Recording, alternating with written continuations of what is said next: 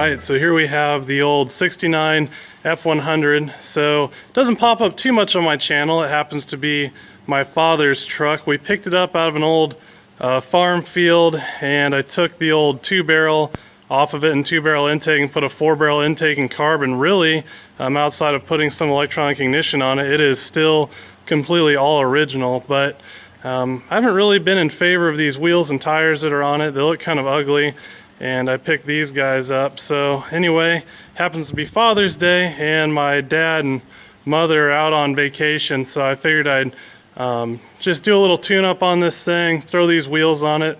Might look a little bit better since it's been needing tires anyway, so looked like a good opportunity to change things around. So I guess without further ado, let's get working on this thing.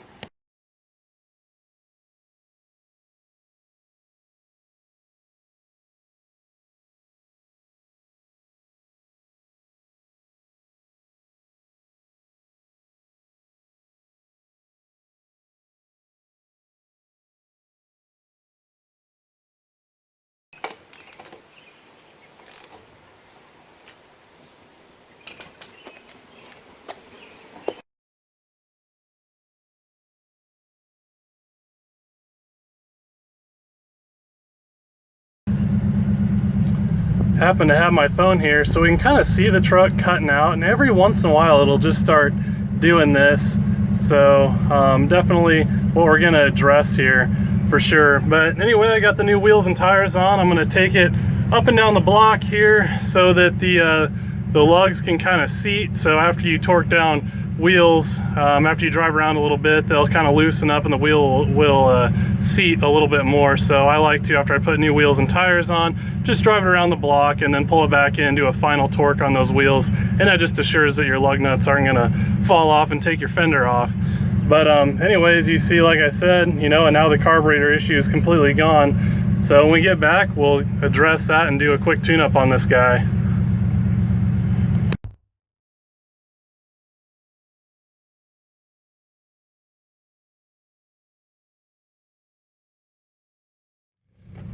So like I said here, just doing a quick cruise around the block. A little bit of a misfire there, so like I said, we're gonna get that addressed.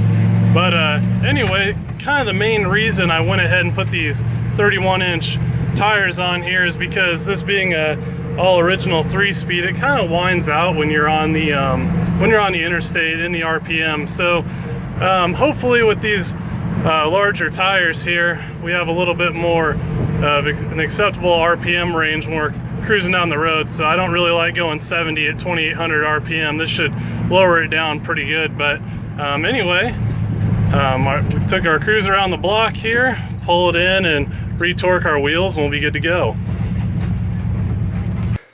And just right here, this is a prime example of why I re-torque everything after a short drive. As you see here, that was dead tight before, and I got about 1/4 of a turn out of it. So again, that's just the way I like to do things. I feel a lot safer that way, and you can see that, you know, this stuff does loosen up after you go for a quick drive.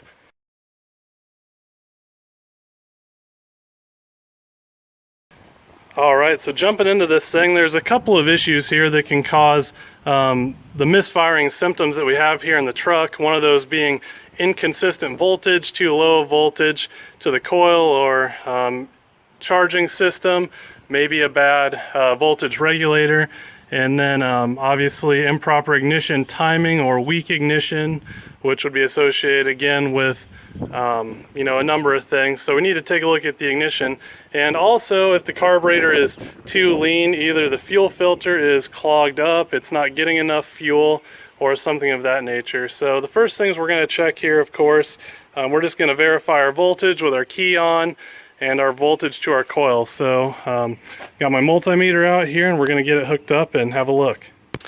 Alright, so I got our multimeter out here and I got the battery probed, and we're making about 12.5 volts on the battery, so I don't see any issues there right away. Moving on to our coil here, I just got my lead touching the positive terminal. We're still on the negative terminal of the battery, and we're seeing pretty good voltage there. A little bit of voltage drops through the lines, but nothing significant. So I guess at this point we're going to fire the truck up and see if we have any variance in this when it cuts out, and if we're really lucky it'll cut out when we're checking stuff over. But just on the surface level here, I don't see any issues with the voltage, at least going to our coil. So one other thing here, like I said, I got my ignition switch on, and you really don't want to keep this on for too long because it'll just basically turn your coil into a heat sink and it'll eventually get hotter and hotter, and it can even blow up, which I've recently seen before. But some ignition systems, they can burn out if you leave your key on also. This is the Pertronix Igniter 3, which is the unit that goes in the old school distributor in place of points. So it's a pretty nice unit, and the Igniter 3 series will not burn out if you leave your key on, but that doesn't protect the coil. So anyway, you just don't want to walk away and leave your key on and without your engine running and forget about it.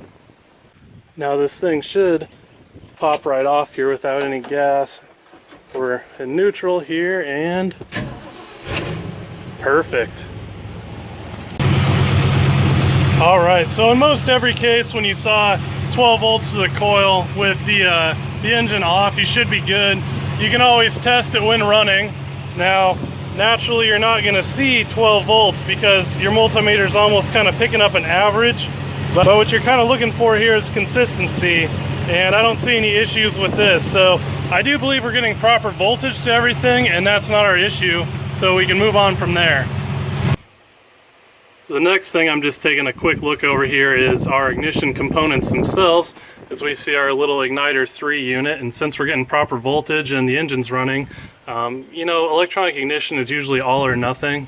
So I do believe that is working properly.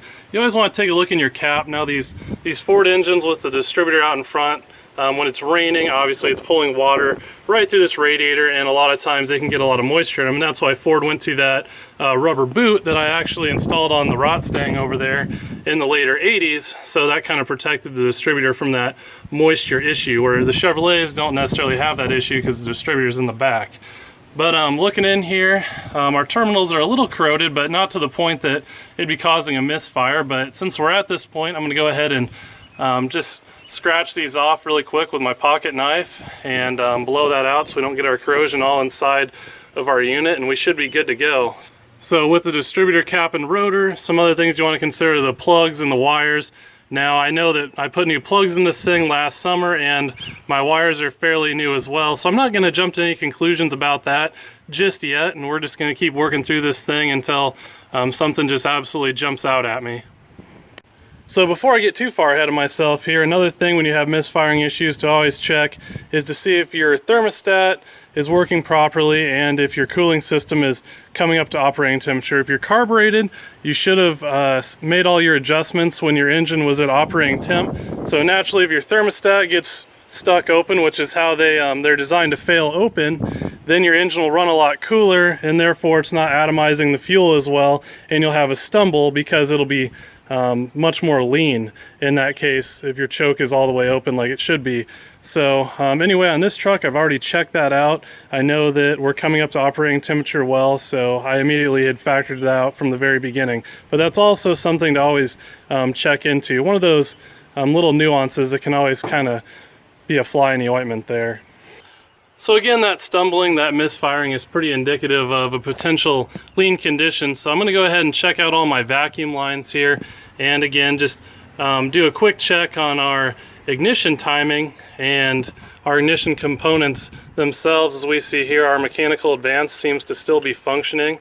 We're going to check for a vacuum leak in our advance canister here, so I'm just going to suck in on this hose and we'll see this guy move, and if I can't suck any air through this thing, then it means that we don't have any vacuum leaks here in this diaphragm. So I'm going to check that really quick.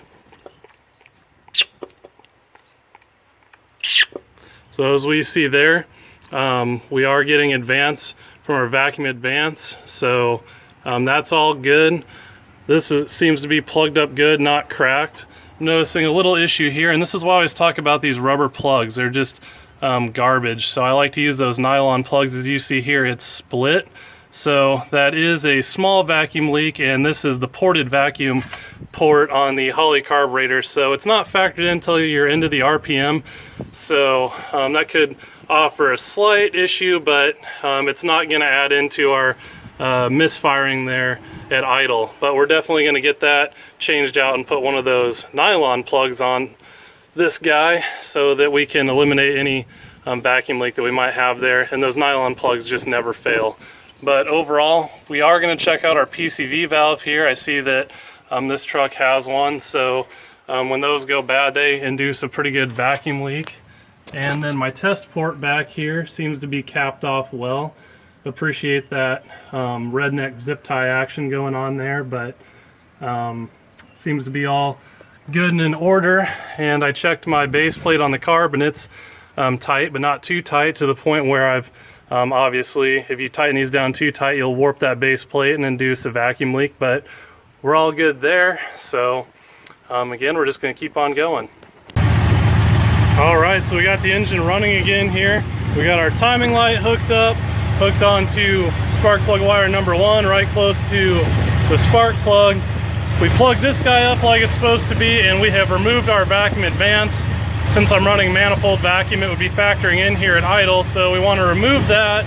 And then I got that plugged so we don't have a vacuum leak. And now I'm just going to go ahead and check the ignition timing, make sure it hasn't changed, which these stock distributors, it's hard to see the springs, but as you remember on the rot stang not too long ago, one of my advanced springs had broke, and my ignition timing was kind of walking all over at idle.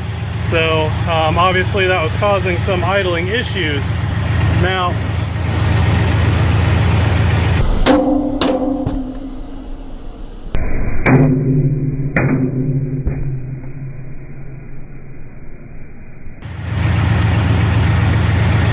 it looks here, from what I can tell, with the timing light, it's hard to pick up on the camera, but it appears that we have the same ignition timing that we had when we originally set the thing up. So I'd say that our distributor is good and it's not ignition timing related.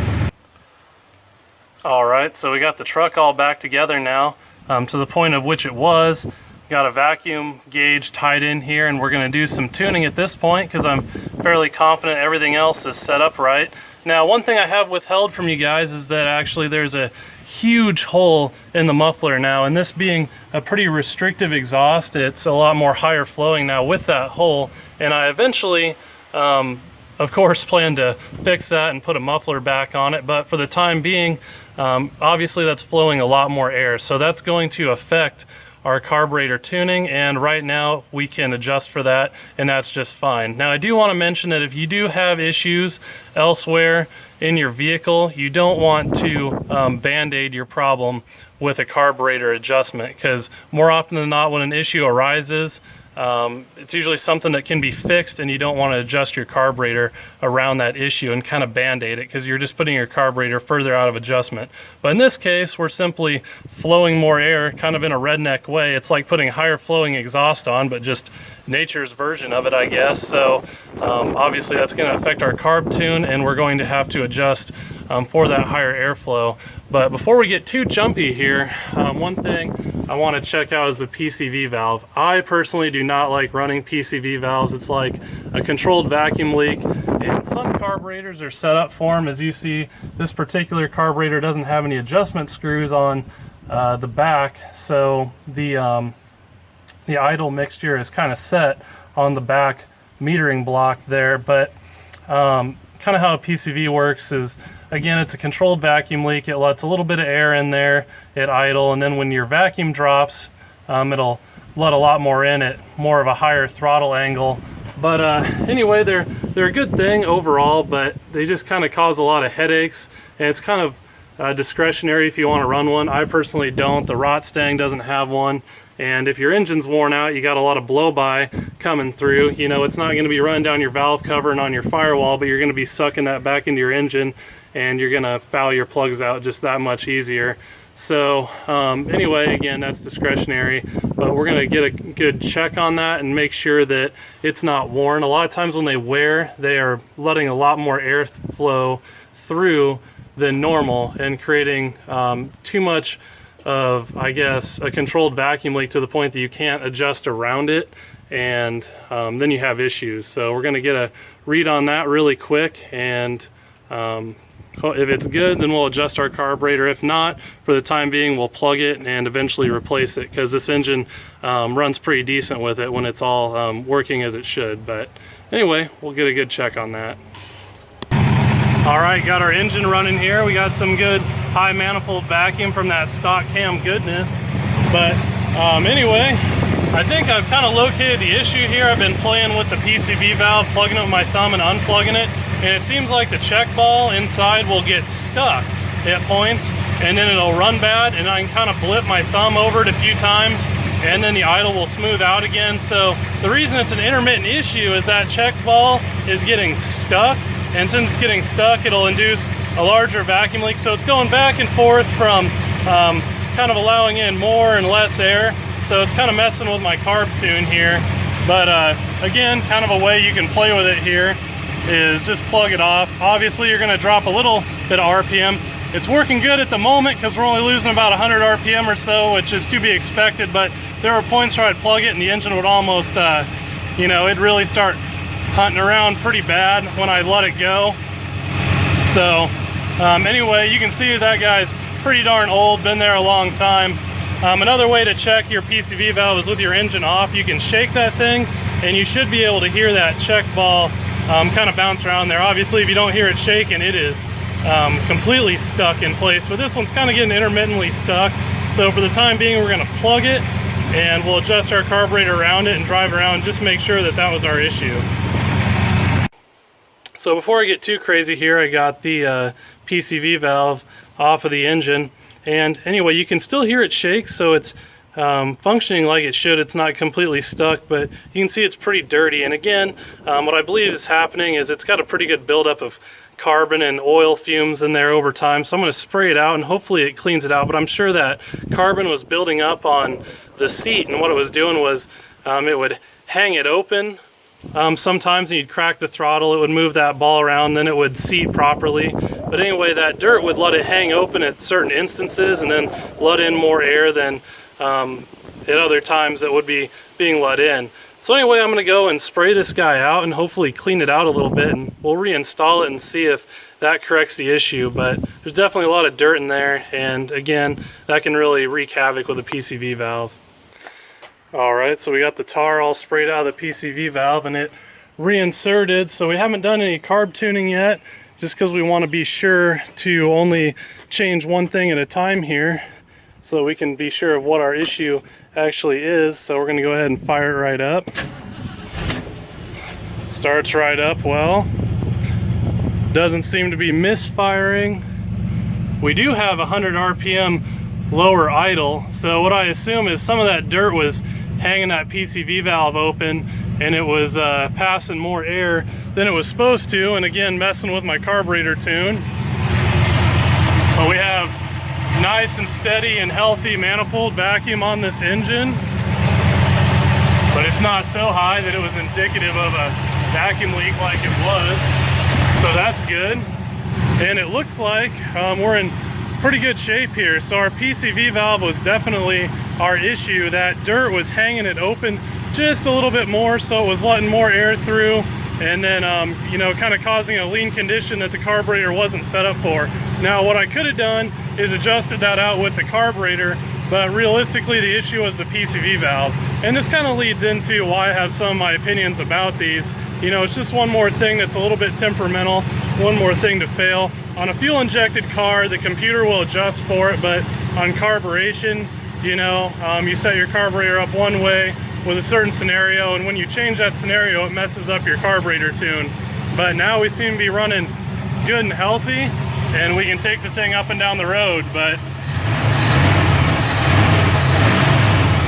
throttle's still good and crisp. I'm definitely happy about it.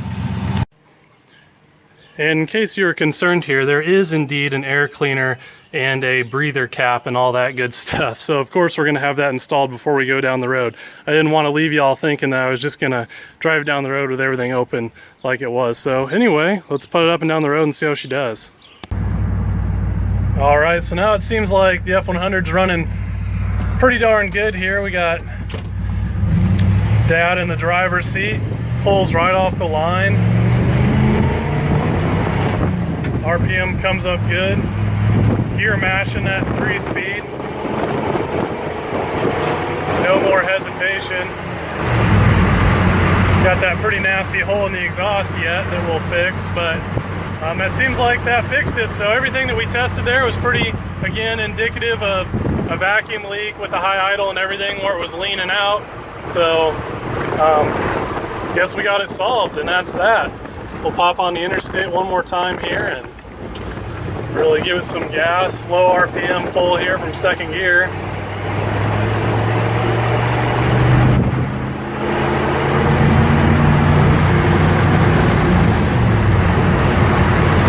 Seems pretty forgiving, so I think we got that figured out. And with our bigger tires, we run a more acceptable RPM down the interstate. So all in all, I think we improved the truck today.